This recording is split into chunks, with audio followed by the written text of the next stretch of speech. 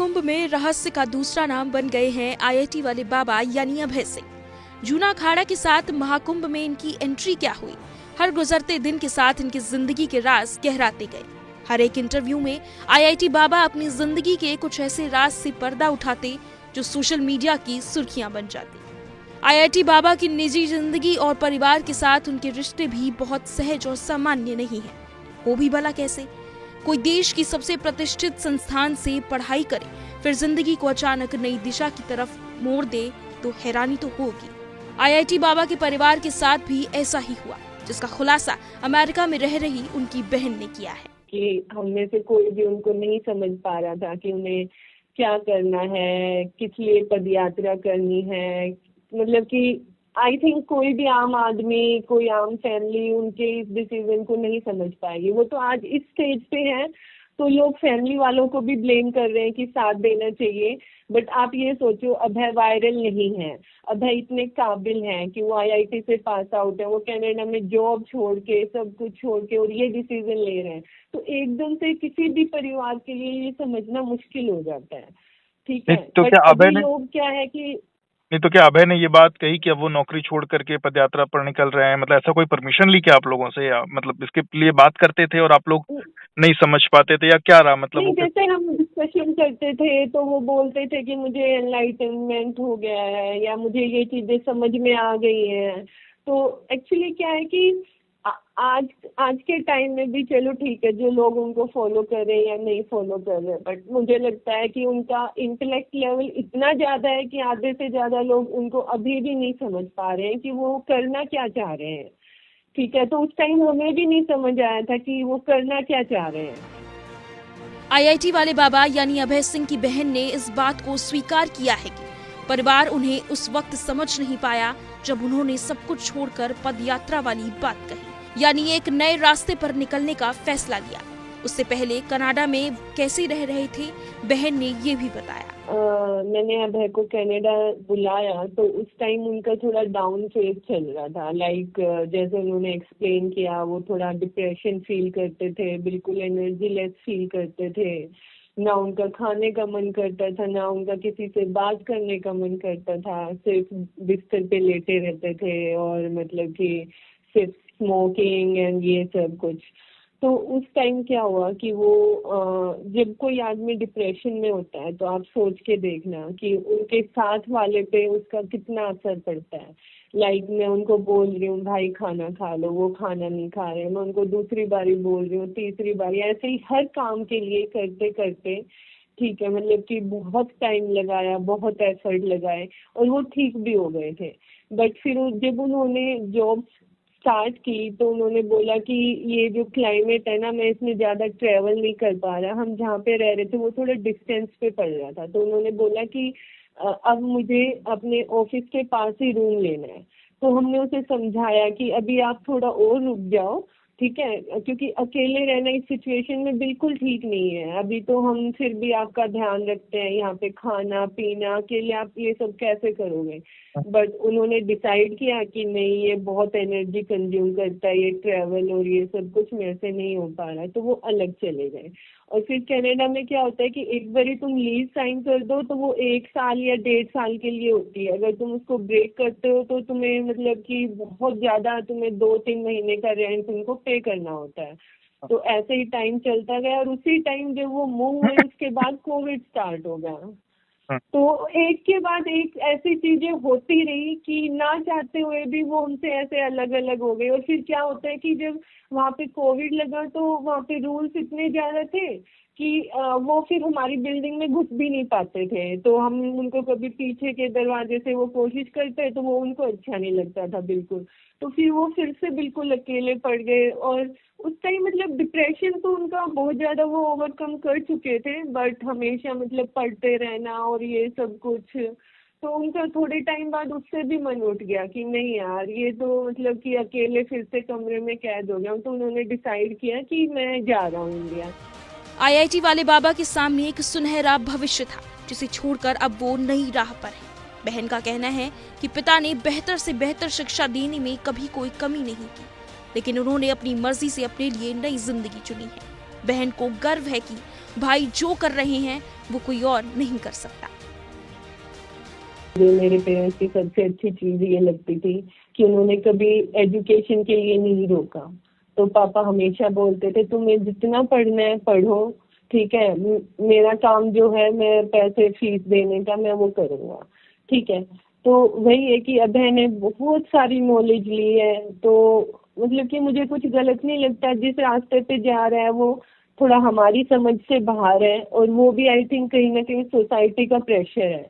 जैसे कि अभी मतलब कि मीडिया ही पहुंच जाती है, आप चाहते हो या नहीं चाहते हो, अरे बेटा शादी कब करेगा, अरे बेटा अभी क्या कर रहा है, बेटी इतनी बड़ी हो गई है तुम इसकी शादी कर दो, ठीक है। तो ये सोसाइटी का प्रेशर इतना होता है कि आई थिंक मम्मी पापा वो अभी भी उस सोसाइटी के प्रेशर से बाहर नहीं निकले हैं, तो शायद उनको सही ना लगे। बट आई थिंक मेरे को सोसाइटी से अभी इतना फर्क नहीं पड़ता, तो मेरे को तो कोई गलत काम नहीं लग रहा जो भी अभय कर रहे हैं। और जो अभय कर रहे हैं आई थिंक वो कोई कर भी नहीं सकता। He is the chosen one. बहन ने आईआईटी वाले बाबा के बारे में एक और खास बात बताई कि वो आम लोगों से अलग हैं, वैसे ही जीते हैं जैसे जीना चाहते हैं। वो इमोशंस छुपाते नहीं, जो होता है वही दिखाते हैं। मुझे यही फील होती है कि जैसे वो अपने इमोशंस बहुत ही क्लियरली, मतलब जब हंसना हो हंसते हैं। आजकल क्या है कि हम ऐसे एनवायरनमेंट में आ गए हैं, किसी बड़े से भी ऑफिस में जाते हैं तो बिल्कुल शांत, कुछ अच्छा लग रहा है तो भी नो एक्सप्रेशन, कुछ बुरा लग रहा है तो भी नो एक्सप्रेशन। इसीलिए लोगों की उनकी हंसी पे भी क्वेश्चन है, ठीक है। तो मुझे तो यही लगता है कि वो लोगों को जीने की राह दिखा रहा है कि सच, मतलब सही राह, कि हाँ ये तुम्हारा, मतलब तुम इंसान हो, तुम इंसानियत भूल चुके हो, तुम कर क्या रहे हो, मतलब कि तुम कौन सी दुनिया में जी रहे हो, तुम क्यों नहीं सोचते कि तुम क्या करने आए हो, राइट। आई थिंक वो सब सवाल मतलब कि उनको देख के मेरे मन में भी आए, ठीक है। और आई थिंक वो जो भी उसको धर्म बोल लो या कुछ भी बोल लो, कि जो तुम सत्य के रास्ते पे चल रहे हो उसकी स्थापना, कि तुम जहाँ भी हो, जिस भी फील्ड में हो, बट सत्य को फॉलो करो। आईआईटी वाले बाबा अलग अलग इंटरव्यू में अपने कुछ विवादित बयानों के लिए सुर्खियों में रहे हैं, जैसे मैं कल की अवतार हूँ, सुदर्शन से काट दूंगा। लेकिन बहन ने उन बयानों की अलग व्याख्या कर भाई का समर्थन किया है। बोली दुनिया उनकी बातों को समझ ही नहीं पा रही। मेरी बात मान जाओ नहीं तो सुदर्शन से काट दूंगा, इस तरीके की बात कहना, कभी खुद को कल की कहना, इस तरीके की चीजें कहना, मतलब ये सब आप सुनते हो तो क्या आप मतलब क्या महसूस करते हो? एक्चुअली स्टार्टिंग में सुनते हैं तो उनकी कोई भी बात समझना इतना आसान नहीं है। वो ऐसे घुमा देते हैं लोगों का दिमाग कि आम लोगों की समझ से बाहर है। तो मुझे यही लगता है कि आप ये सोचिए सुदर्शन का मतलब क्या है। अच्छे दर्शन, सुदर्शन मतलब कि अच्छे दर्शन, अच्छी नॉलेज, अच्छा ज्ञान, ठीक है। त्रिशूल का मतलब क्या होता है? त्रिशूल का मतलब कि तीन जो स्पाइक्स है उसका एक बहुत ही डीप मीनिंग है। कि जैसे हम बोलते हैं कि overcoming ignorance, ego and evil.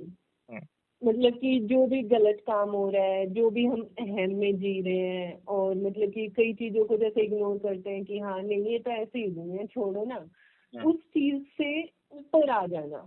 और आई थिंक अभय वो आ भी चुके हैं, वो अपनी लाइफ में दिखा रहे हैं लोगों को कि हाँ मतलब कि इन चीजों का मीनिंग है, सुदर्शन एंड त्रिशूल का। तो वो बोल तो किसी और सेंस में रहे हैं, लेकिन पता नहीं मुझे कि लोग उस तक कभी असली मीनिंग तक पहुंच पाएंगे या नहीं। आप अगर देखोगे तो वो सच में वो काम कर रहे हैं, काट रहे हैं लोग। अब अंतिम और सबसे अहम सवाल ये था कि क्या आईआईटी वाले बाबा ने ब्रेकअप के बाद दुनिया से मोह भंग हुआ और दिल टूटते ही अपना रास्ता बदल लिया? जवाब उनकी बहन की जुबान से ही सुनिए। लोग अपनी कहानियों में जीते हैं, उन्होंने कितनी बार एक्सप्लेन किया। और मेरी नॉलेज के अकॉर्डिंग जो उनका पहला रिलेशनशिप था उनमें उसमें इतनी म्यूचुअल अंडरस्टैंडिंग थी कि इवन उनके ब्रेकअप के बाद भी जब हमने उनको बुलाया कि अभय थोड़ा डाउन फेज में चल रहे हैं, वो तब भी उनसे मिलने आए थे। तो आप सोच सकते हो कि अभय को कितना प्यार, कितना रिस्पेक्ट हर रिलेशनशिप में मिला है। तो ऐसा क्यों होगा? मतलब कि ब्रेकअप तो वो था ही नहीं ना एक्चुअली। ब्रेकअप में क्या होता है, लाइक जनरली अगर हम सोचते हैं तो एक ने सोच लिया कि हाँ चलो भाई ब्रेकअप करना है, ये है नहीं, उनकी स्टार्टिंग से ही बहुत म्यूचुअल अंडरस्टैंडिंग थी उस रिश्ते में, तो ऐसा नहीं है। अब वही है कि लोगों को कुछ काम नहीं है तो कुछ भी बोल दो, किसी पे भी उंगलियां उठा दो, तो वही है। बट ऐसा कुछ नहीं था।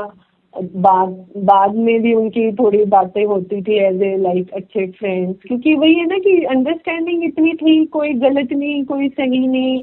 आईआईटी वाले बाबा की बहन ने अंत में भाई के लिए भावनात्मक संदेश दिया है।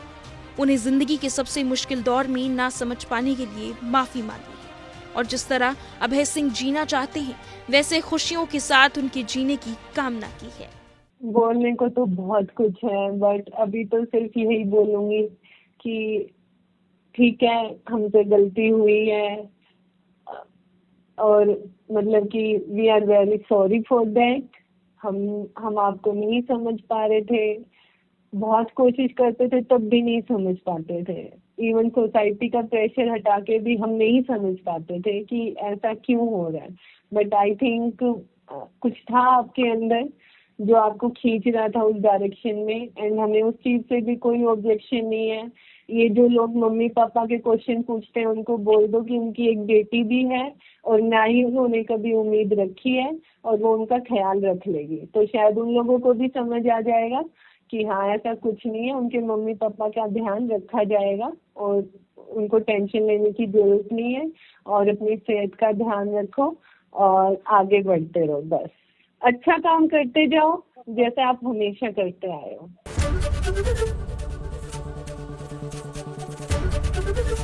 एबीपी गंगा, खबर आपकी, जुबान आपकी।